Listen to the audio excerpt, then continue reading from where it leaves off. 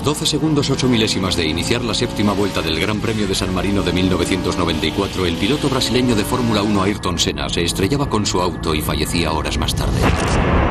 Uno de los mejores pilotos del mundo, Ayrton Senna, ha muerto. Esta carrera pasará a la historia como una pesadilla. Los médicos no pudieron hacer nada por salvarle la vida esta noche. El mundo de las carreras estaba conmocionado. ¿Por qué Senna, un triple campeón mundial, repentinamente daba un viraje y se salía de la pista? Esta es una reconstrucción de la vista frontal desde el vehículo de Senna al aproximarse a esta última curva a casi 320 kilómetros por hora. Pero para llegar a comprender lo que sucedió, tendremos que retrasar el reloj y empezar en el principio de la séptima vuelta. La última de la corta pero brillante vida de Ayrton Senna. Las carreras de coches, la alta competición, es la actividad, quitando la guerra, que más esfuerzo exige por parte de sus participantes, y Ayrton Senna era uno de los mejores profesionales de este campo.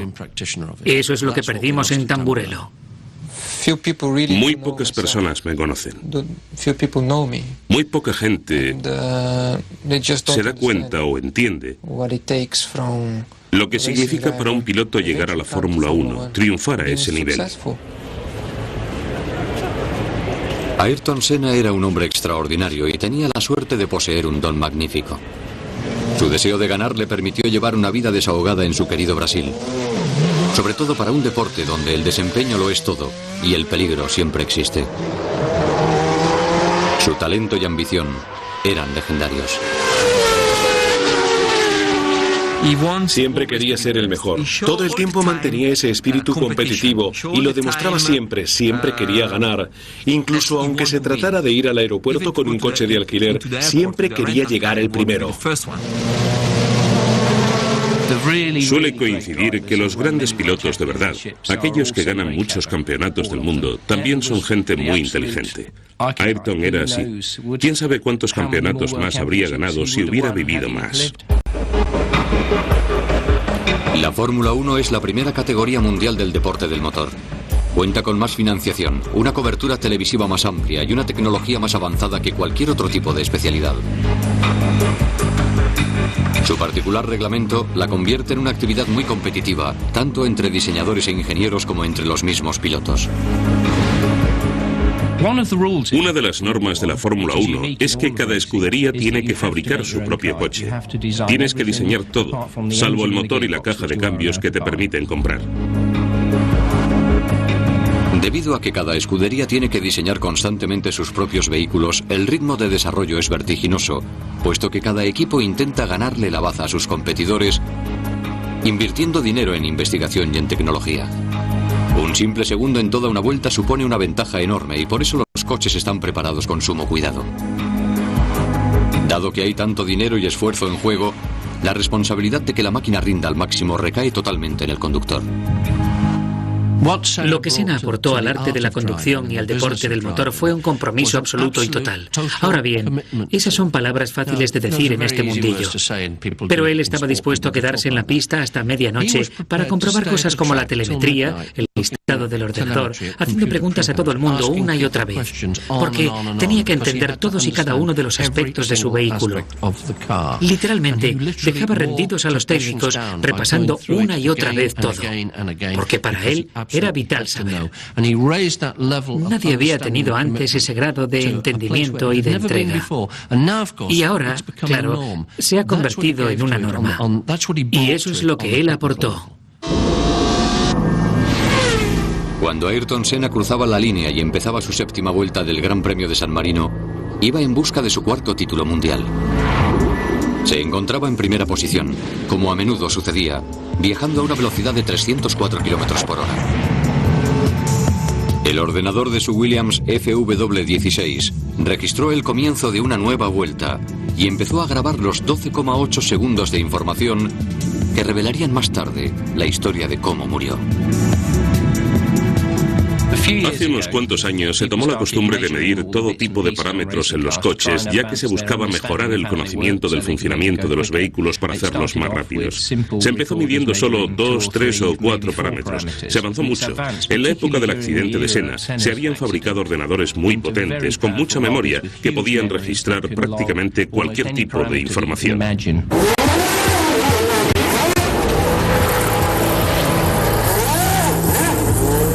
Aunque el objetivo de registrar tanta información variada era fabricar coches más rápidos, con ello también se obtenían datos vitales para esclarecer las causas de un accidente, al igual que las cajas negras de los aviones.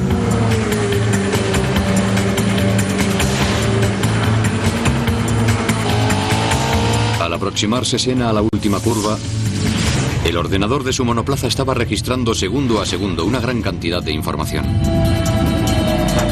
A los 9,1 segundos de iniciar la séptima vuelta, Senna había pisado el acelerador hasta el fondo. Tenía algo que probar. Senna estaba pasando una crisis. Se había ido al equipo Williams porque en teoría tenían el mejor coche y eso le daría su cuarto título mundial. Pero durante esa temporada no había hecho ningún punto. El coche había resultado ser difícil de manejo y lejos de estar ganando todas las carreras que la gente decía que podía ganar, en realidad no había logrado terminar ninguna, por lo que sentía una gran responsabilidad encima. Tenía que triunfar en Imola. Imola, al norte de Italia, es uno de los circuitos más rápidos de la Fórmula 1. En él se celebraba la tercera fase del campeonato de ese año. Al final de una gran recta, se encontraba una curva muy amplia, la famosa y enigmática Tamburello. Un cierto misterio rodea a Tamburello. Es una curva muy rápida donde se alcanzan velocidades frenéticas. Tiene una zona pequeña de hierba, muy poca pista y a continuación un muro. Todos los pilotos sabían que se podía tomar la curva sin ningún tipo de problema, si todo va bien. Pero si por alguna razón algo sale mal, es muy peligrosa porque no hay mucho espacio para salir de ella. Una de las consecuencias del accidente de Senna ha sido un replanteamiento en el trazado de los circuitos de todo el mundo. Tamburello fue rediseñada y convertida en una chicane de izquierda a derecha para obligar a los pilotos a reducir la velocidad. Pero a las 2:17 del domingo 1 de mayo de 1994 seguía siendo la misma curva difícil e implacable que ponía a prueba la propiedad que define por excelencia todo auto de la Fórmula 1: la capacidad de agarre en las curvas a velocidades extremas.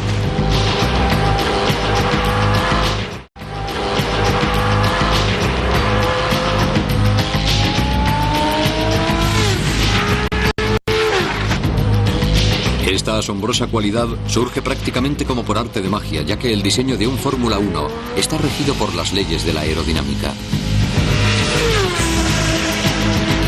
Por extraño que parezca, una máquina como esta no es tanto un coche como un avión que vuela boca abajo muy próximo al suelo.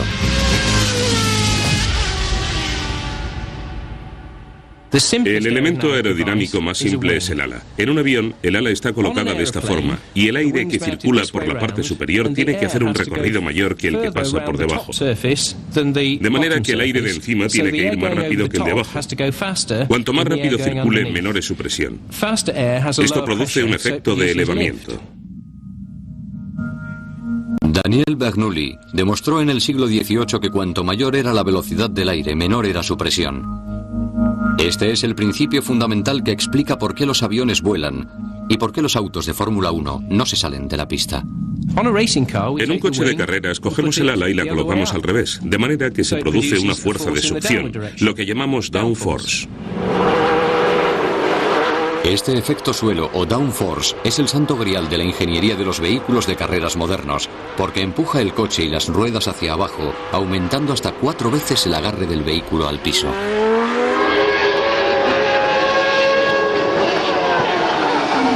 Cuando un coche entra en una curva, la tendencia es a seguir recto. Es una ley natural de la física y la única fuerza que impide que el coche salga volando de la pista es el agarre de los neumáticos al piso.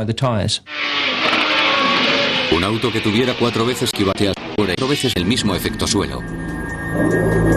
Esta fuerza de succión es la que le permite a un Fórmula 1 tomar una curva como Tamburello a una velocidad vertiginosa, con el motor a casi 14.000 revoluciones por minuto, a unos 320 km por hora. 11,2 segundos después del inicio de la séptima vuelta, el vehículo se pega al asfalto con una fuerza de succión equivalente a casi 4 veces su peso, generándose un poder de agarre al piso enorme. Igual que la fuerza de la gravedad que siente el piloto de un caza al hacer un giro. Senna sintió esa misma fuerza sobre él. Los sensores del monoplaza indicaban una fuerza de gravedad de 3.62. Si algo fallaba en ese momento, el coche saldría literalmente volando de la pista. En ese preciso momento, a 1,6 segundos antes del impacto, algo falló. La estrella de la Fórmula 1, Michele Alboreto, que falleció en un accidente después de filmar esta entrevista, creía conocer la causa del accidente de Senna. Es una curva muy peligrosa porque si tienes un fallo mecánico, el muro está muy cerca de la zona rápida de la curva. Hablo con conocimiento de causa, porque yo tuve el mismo accidente que Senna, en el mismo sitio, y sé que se puede salir de la curva sin problemas, salvo que tengas un fallo mecánico. Si la causa hubiera sido un fallo mecánico, entonces la responsabilidad por la muerte de uno de los grandes pilotos del automovilismo habría recaído en su escudería. Esta posibilidad conmocionó al mundo de la Fórmula 1. Cuando Ayrton Senna falleció en 1994 durante el Gran Premio de San Marino en el norte de Italia, este deporte multimillonario nunca volvería a ser el mismo. Fue un momento decisivo para el deporte del motor. Me refiero en cuestiones de seguridad. Antes del accidente se daba por sentado que la Fórmula 1 era una actividad peligrosa. El peligro era parte del glamour del deporte. Pero con la pérdida de su superestrella, todo esto cambió. La noticia tuvo grandes repercusiones. Afectó a todas y cada una de las personas que se dedicaban a la Fórmula 1. Tuvo un gran efecto, en concreto, sobre las escuderías en sí, porque si se podía producir un fallo mecánico con semejantes consecuencias, se hacía imperioso determinar sus causas, porque nadie quería que les pasara a ellos también. Era inconcebible que la gente se dejara la vida en un muro. ¿Qué sucedió a 1,6 segundos del impacto? ¿Por qué el mejor conductor del mundo tuvo un accidente tan terriblemente inesperado?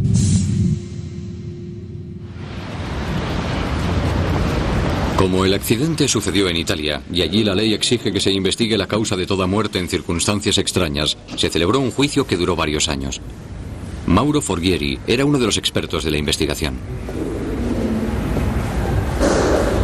En mi opinión, el accidente lo causó la decisión que tomó Senna al darse cuenta de que algo fallaba en el volante, porque el volante se estaba moviendo demasiado. El Williams FW16 de Senna llevaba una minicámara aquí, justo detrás, y a la izquierda de la cabeza del conductor. Grababa todo lo que sucedía delante del coche y con cierto detalle el interior del monoplaza, especialmente este punto, un pequeño botón amarillo del volante. Cuando el volante gira, el botón gira con él. Un ordenador traza el recorrido que realiza el volante en todo momento. Parece ser que el movimiento de este botón justo en el momento del accidente era anómalo. Al acercarse a Tamburello, Senna giró hacia la izquierda, dirigiendo el coche hacia el vértice de la curva, tomando el carril más rápido. Esta reconstrucción muestra que el volante se mueve excesivamente, ya no solo sobre su eje central, como sería lo normal, sino verticalmente también. Este movimiento es el que condujo a la teoría de que la columna de la dirección del auto de Senna se había roto. Senna se dio cuenta de que algo raro pasaba y decidió parar el coche. Si vas conduciendo en tu coche y te das cuenta de que el volante se mueve mucho y sospechas que puede haber algo roto, ¿qué haces entonces? Te paras. Por supuesto, él intentó parar un vehículo que iba a 320 kilómetros por hora. Y claro, eso es algo muy distinto. La columna de dirección consta en su mayor parte de un cilindro de 22 milímetros de acero, pero había sido modificada a petición del conductor para que fuera más larga. Se había añadido y soldado por los dos extremos una sección adicional de 18 milímetros. Al analizar los restos del automóvil se encontró que la columna de dirección estaba rota. Pero se había roto causando el accidente o debido a la... El coche de Senna tenía dirección asistida, por eso uno de los parámetros que se medían en el monoplaza era la fuerza de giro que se ejercía sobre la columna de dirección. Dado que ese parámetro se medía constantemente justo hasta el momento del impacto, esa información había quedado grabada en la caja negra del coche y al analizarla se comprobó que hasta el momento del choque la columna de dirección estaba intacta. Esta es la información recogida a 1,4 segundos del impacto. Los números verdes se refieren a la cantidad de fuerza de giro a que estaba siendo sometida la columna de dirección. Si la columna hubiera estado rota, no habría ninguna fuerza de giro ejerciéndose sobre ella. De manera que la última lectura de 7.18 demuestra que la columna estaba intacta. Entonces, ¿por qué el volante de Senna parecía moverse hacia arriba y hacia abajo? Simplemente por motivos de diseño. Cantidad de fuerza de giro a que estaba siendo sometida la columna de dirección. Si la columna hubiera estado rota, no habría ninguna fuerza de giro ejerciéndose sobre ella. De manera que la última lectura de 7.18 demuestra que la columna estaba intacta. Entonces, ¿por qué el volante de Senna parecía moverse hacia arriba y hacia abajo? Simplemente por motivos de diseño.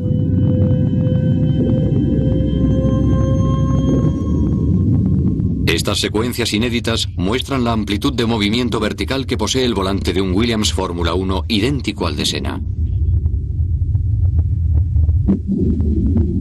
El esfuerzo necesario para desviar así el volante es considerable. Pero no debemos olvidar que el conductor está sometido a una fuerza de succión 3 veces superior a la de la gravedad, y como no hay otra cosa salvo el volante para aguantar el peso de los brazos del conductor, el diseño del auto está pensado así para permitir semejante movimiento. Entonces, si la columna de dirección no se rompió, ¿qué otra cosa pudo haber causado el accidente de Senna? La cruel ironía es que en la búsqueda incansable para mejorar el desempeño de los autos en las curvas por medio de la aerodinámica, se había puesto en peligro la estabilidad de los vehículos. El reglamento en vigor en la época del accidente de Senna establecía que los coches debían correr pegados al piso. Y hablamos de una distancia así del suelo, no de varios centímetros como sucede con los coches normales, hablamos de milímetros. La razón de establecer una distancia tan pequeña entre el chasis y el piso se debía una vez más al principio básico de la física de que el aire que viaja a gran velocidad crea zonas de bajas presiones. El ingeniero quiere obtener la máxima velocidad posible del aire que pasa por debajo del vehículo, dado que esto genera una zona de bajas presiones que hace que el coche se pegue al suelo. Cuanto más rápido viaje el aire por debajo del auto, menor será su presión, justo como establece el principio de Bernoulli. La manera de hacer que un vehículo sea más veloz es reducir la altura del chasis al suelo, puesto que cuanto más pequeño sea el hueco entre el auto y el piso, más rápidamente tendrá que pasar el aire por debajo. Un coche muy bajo implica un efecto suelo muy grande.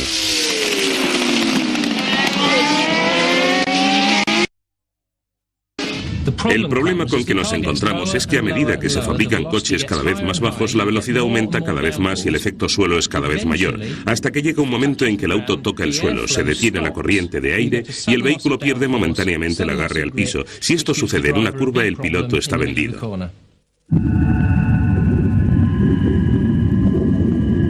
La clave para hacer un buen tiempo en una vuelta en la época de Senna era saber equilibrar una serie de maniobras técnicas. La recompensa de lograrlo, hablando en términos automovilísticos, era muy grande. Bajar 1 milímetro significa que vas a aumentar la velocidad de tu coche en varias décimas de segundo. Y en algunos circuitos esto se traduce hasta medio segundo más rápido por vuelta. De manera que todas las escuderías ponían sus coches a punto hasta el límite. Los hacían tan bajos como fuera posible. Pero si sucedía algo que hiciera descender la altura del auto por debajo de un punto crítico, el piloto podía correr grave peligro. Exactamente a 11.0 segundos del inicio de la 7ª vuelta de Senna, algo había producido esa reducción en la altura del Williams de Senna. Los televidentes pudieron ver cómo saltaban chispas del auto de Senna, lo que indicaba que el coche estaba tocando el suelo en medio de una de las curvas más rápidas de la Fórmula 1. ¿Cuál era la causa de que el vehículo de Senna estuviera rozando el piso ese día de 1994? En el caso del accidente de Senna, justo al principio de la carrera se había producido un accidente múltiple, así que se decidió que los autos corrieran detrás del coche de seguridad. El problema es que el coche de seguridad es un coche normal, que va rápido pero nunca podría llegar a lo que un coche de carreras puede hacer. La carrera de Imola era solo la segunda vez que se utilizaba un coche de seguridad en una pista seca durante una competición de Fórmula 1, y el resultado fue un caos total, ya que los autos tuvieron que circular lentísimos detrás de él. Los neumáticos que en una situación normal se habrían calentado se enfriaron y se contrayeron. Al contraerse provocaron que la altura del vehículo cayera por debajo del límite de seguridad. En condiciones normales, en las zonas del piso donde hubiera abombamientos, el coche tocaría ligeramente el suelo.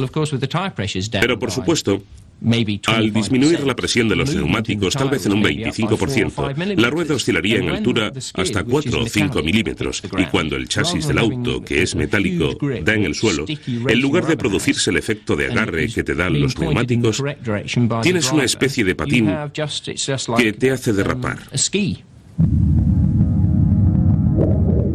No solo se había suprimido gran parte del efecto suelo al impedir el paso de la corriente de aire debajo del vehículo, ahora este descansaba, durante una milésima de segundo, en el metal del chasis.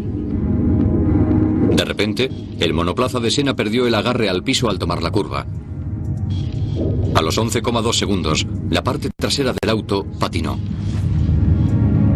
Con una rapidez increíble de reflejos, una décima de segundo más tarde, Ayrton Senna trató de compensar. El morro del vehículo se clavó en el suelo y giró hacia la derecha.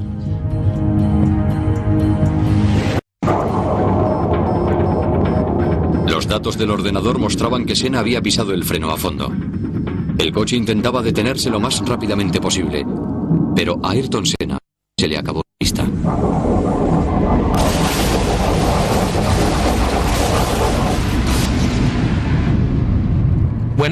Después de todo, lo realmente trágico del accidente de Ayrton fue que si no hubiera sido por una pequeña cosa, habría podido salir del coche por su propio pie. Pero al estrellarse contra el muro, la rueda delantera quedó atrapada entre este y el chasis al hundirse la suspensión. Y mientras el coche patinaba rozando el muro, la rueda salió disparada a presión y le golpeó en la cabeza. Si no hubiera sido por eso, habría salido ileso. Senna murió justo 4 horas después en el hospital. Al llegar a su Brasil natal, recibió un entierro con todos los honores, como el héroe nacional que era. Multitud de admiradores se pudieron a rendir y el país declaró 3 días de luto oficial. La lección aprendida del accidente cambió el deporte del motor profundamente. Sin lugar a dudas, esto ha contribuido a salvar muchas vidas desde entonces. Tal vez esto sea un digno legado para un gran hombre.